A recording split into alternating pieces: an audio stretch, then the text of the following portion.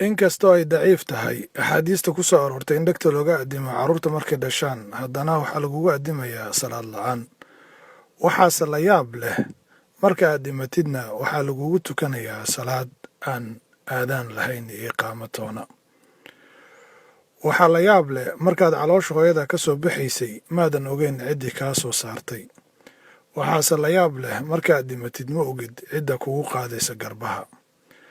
waxaase la yaab leh marka aad dhalatay waa lagu dhaqaa, waa lagu nadiifiyaa.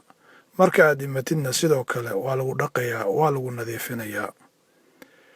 markay aad dhalatid hooyada iyo aabbaha waa kugu farxayaan oo qof lagu farxa ayaa tahay. marka aad dhimatidna dadkaadii ehelkaadii way kaa naxayaan. subxaana allah, ilaahayga ciid ka abuuray ayaa haddana ciid kuu celiyey. waa arrin cajiib ah. qofka markuu dhasho wuxuu ku jiraa mugdiyaal, caloosha hooyadiis iyo kuwa kale.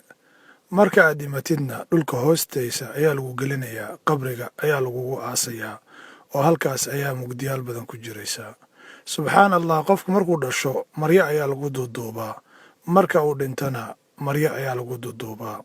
waad u jeedaan, calaaqa weyn ayaa ka dhexaysa. qofka adduunka markuu joogo waxaa la weydiiyaa maxaad soo baratay, maxaad taqaanaa, jaamacaddee ka soo baxday. sidoo kale maalinta qiyaame waxaa lagu weydiinayaa camalkaada muxuu yahay. qabriga keliga ayaa jirtid, qiyaamaha shahaadooyinkii adduunka kuma anfacayaan.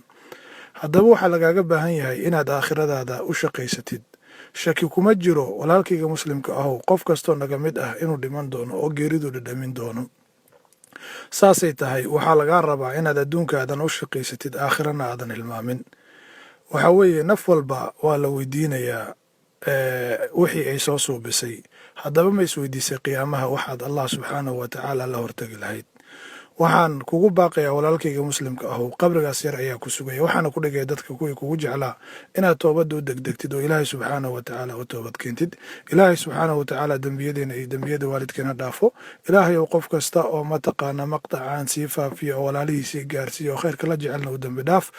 xasuusnaada waa walaalkii naasir cadceed oo markasta khayrkiina la jecel. waxaanin xasuusinaya inaad like saartaan bejkayga, islamarkaana aad walaalihiin kale ku marti qaadaan. wasalaamu calaykum waraxmat ullaahi wabarakaatu.